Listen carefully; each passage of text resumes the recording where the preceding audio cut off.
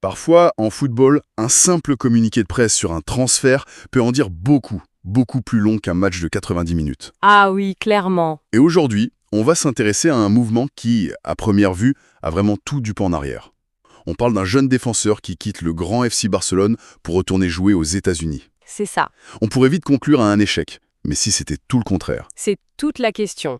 On s'appuie sur un article de WeSport qui officialise le départ de Mamadou Mbakefal pour le St. Louis City Soccer Club.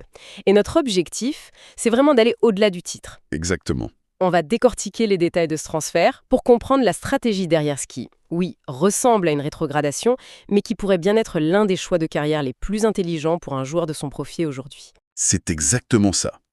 Est-ce qu'on est en train d'assister à un simple retour à la case départ pour un talent qui n'a pas percé en Europe ou à la naissance d'un nouveau modèle de carrière? Plongeons dans les faits, parce que c'est là que l'histoire se cache vraiment. Bon, commençons par le fait brut. Celui qui fait tiquer. Mamadou Mbakefal, 23 ans, défenseur sénégalais, quitte le FC Barcelone. Point. Voilà. Quand on lit ça, la première réaction, c'est de se dire « Aïe, il n'a pas eu le niveau ». Quitter l'un des plus grands clubs du monde, c'est rarement bon signe. C'est la réaction instinctive, et elle est normale. Mais le foot moderne est plus complexe que ça. Il ne quitte pas le Barça pour n'importe où. Il signe de manière définitive à Saint-Louis en Major League Soccer. Ah oui, Le mot-clé, c'est définitif. Ce n'est pas un prêt pour aller chercher du temps de jeu et puis revenir plus fort. Non, non. C'est une rupture. Le chapitre européen, pour l'instant, il est clos. attends, mais passer du blason du Barça à celui d'un club de MLS, même si c'est un transfert définitif, ça sonne quand même comme une sacrée régression sur le papier. On ne peut pas juste l'ignorer. Bien sûr. C'est un retour dans un championnat qu'il connaît déjà. Il avait joué pour le Los Angeles FC avant. C'est un peu comme s'il avait tenté le grand saut et qu'il revenait au point de départ. Et c'est là que se trouve le cœur du paradoxe. C'est pour ça que ce transfert est fascinant. L'article de WeSport nous donne un chiffre, un seul, qui change toute la perspective. Ah ouais. Durant son passage en Catalogne, Mbakefal a joué 60 matchs avec l'équipe réserve, le Barça Athletic. 60. 60 matchs, c'est énorme. C'est un investissement en temps de jeu considérable de la part du club. Et pourtant, il n'a jamais disputé une seule minute officielle avec l'équipe première. 0. 0 match. C'est brutal. 0. Après 60 matchs en réserve, être à ce point dans l'antichambre, sans jamais qu'on vous ouvre la porte, je comprends mieux la décision de partir. C'est ça. En fait, il ne quitte pas l'équipe de Xavi, il quitte l'équipe B. La nuance est absolument fondamentale. Elle change tout. Il n'échoue pas au Barça. Il arrive simplement à la conclusion logique qu'un plafond de verre le sépare de l'élite absolue. À 23 ans, l'âge où un défenseur doit accumuler de l'expérience au plus haut niveau, il fait le choix de ne plus attendre une opportunité qui peut-être ne viendra jamais. Il choisit de jouer. D'accord, je comprends beaucoup mieux la logique du départ. Et j'imagine que le contrat proposé pour Saint-Louis doit être particulièrement convaincant pour justifier le saut de l'autre côté de l'Atlantique.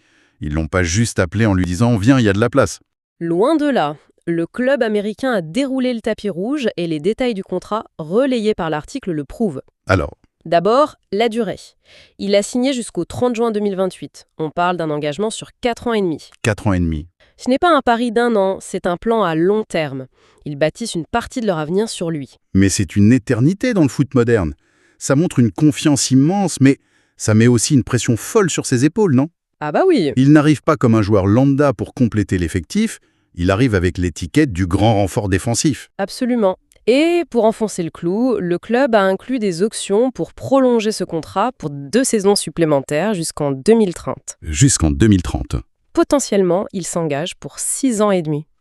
Et il y a un autre détail technique qui pèse lourd en MLS. Il occupera une place de joueur étranger. Ah oui, les fameux slots. On sait que ces places sont très limitées et très précieuses dans ces championnats. Très précieuse. Chaque club en a un nombre restreint. Les utiliser, c'est un choix stratégique majeur. Exactement. Elle s'échange parfois pour des centaines de milliers de dollars entre les clubs.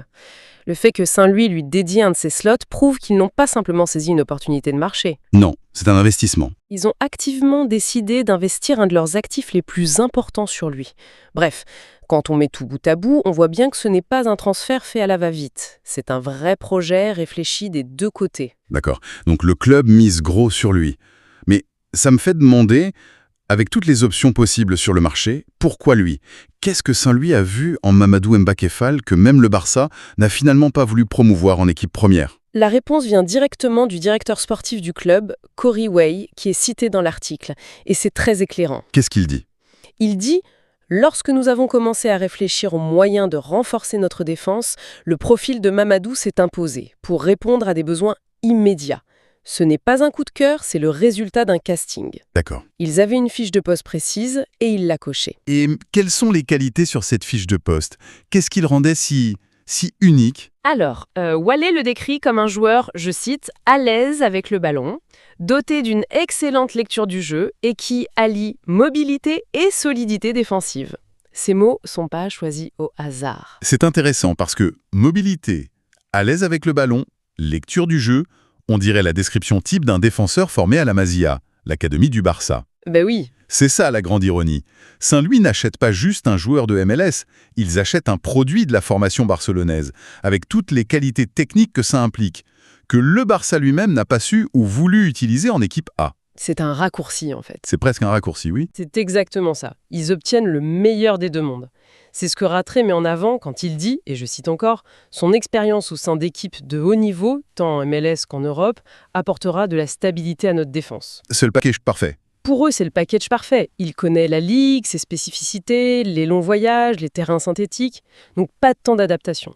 Et en même temps, il a été poli, formé, tactiquement et techniquement pendant 1 an et demi dans l'une des meilleures écoles du monde. C'est un pari incroyablement calculé. Et l'article mentionne un dernier détail, plus humain.